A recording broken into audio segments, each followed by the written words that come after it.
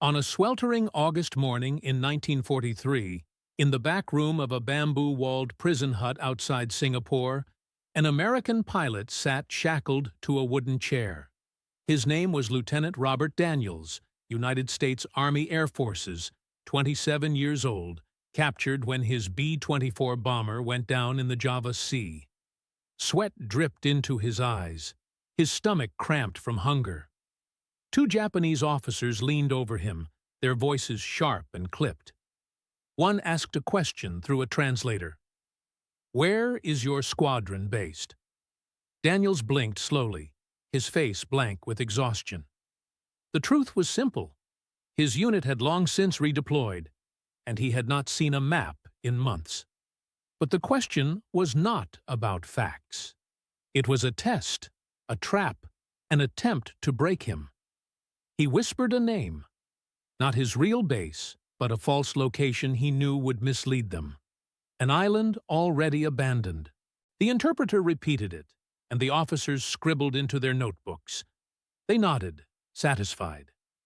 Daniels coughed, feigning weakness, hiding the tiny grin that flickered at the corner of his lips. He had just bought himself and his fellow prisoners more time. That moment was the beginning of a long game of survival, one in which Daniels would use wit, deception, and sheer willpower to outsmart men who held the power of life and death over him. The prison camp was a world of scarcity and humiliation. Hundreds of Allied prisoners, British, Australian, Dutch, and American, crowded into bamboo huts roofed with palm leaves. The air reeked of sweat, sickness, and the ever-present stench of the latrine pits. Food was a ladle of thin rice gruel twice daily. Sometimes a slice of sweet potato. Sometimes nothing at all. Men dropped weight until their bones pushed through skin. The Japanese guards barked orders with bamboo canes, striking prisoners who failed to bow quickly enough. Daniels learned the rhythms of this world. He saw that survival was not just about strength. It was about cleverness. In the camp economy, cigarettes were money. A single unbroken one could be traded for food, medicine, or a favor. Even a stub, carefully unrolled and smoked again, had value. Daniels once traded half a cigarette butt for a spoonful of sugar smuggled from a Red Cross parcel. That sugar kept him alive through a fever night. Protein was rarer than hope. But in the darkness under the huts, rats scurried fat on scraps. Men trapped them, roasted them, and gnawed their stringy meat like kings. Daniels forced himself to eat his share, though the taste was bitter and metallic. It was survival. Each bite of rat was defiance, proof that they could live on what should have killed them. The guards mocked their hunger, sometimes tossing scraps to watch prisoners scramble. But Daniels refused to degrade himself. He saved, bargained, and tricked instead. Once, he convinced a young guard that a worthless American uniform button was a lucky charm that would protect him in battle. In exchange, the guard handed over a hard biscuit, enough calories to keep Daniels upright for another day. Interrogations were the most dangerous hours. Prisoners were hauled to the command hut, forced under lights, beaten when answers displeased. Daniels understood psychology. He realized the guards expected fear, submission, and despair. Instead, he gave them fragments of truth wrapped in convincing lies. When asked about aircraft numbers, he deliberately understated, not so little as to arouse suspicion, but enough to keep Japanese estimates lower than reality. When pressed for details of American bombing raids, he exaggerated failures, painting pictures of broken planes and dwindling fuel. Every answer was a performance, every pause rehearsed. He pretended confusion when convenient, answered confidently when he needed credibility. The Japanese believed they were breaking him, when in fact he was feeding them poison disguised as information. Other prisoners took strength from his example. They saw that resistance was not only refusing to speak, it could also mean speaking cleverly, twisting words until they cut the captors instead of the captive. The camp ran on barter, a shadow market of desperation. Razor blades, socks, soap shavings, everything had value. Daniels became a quiet broker. He used scraps of cloth torn from his flight jacket to trade with British prisoners who had connections with local laborers. From them, he acquired small packets of salt and sometimes even dried fish smuggled past the guards.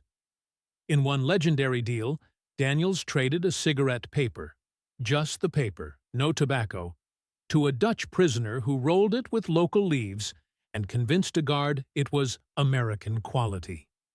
The guard handed over 2 bananas in return. Daniels shared them, and the story of the paper banana deal spread through the huts like a tale of victory. These small wins mattered.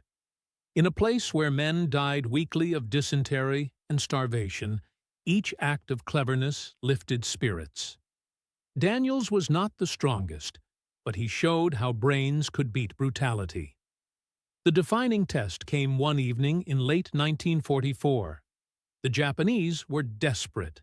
American submarines strangled their supply lines, and they wanted intelligence on convoy routes. Daniels was dragged into interrogation again.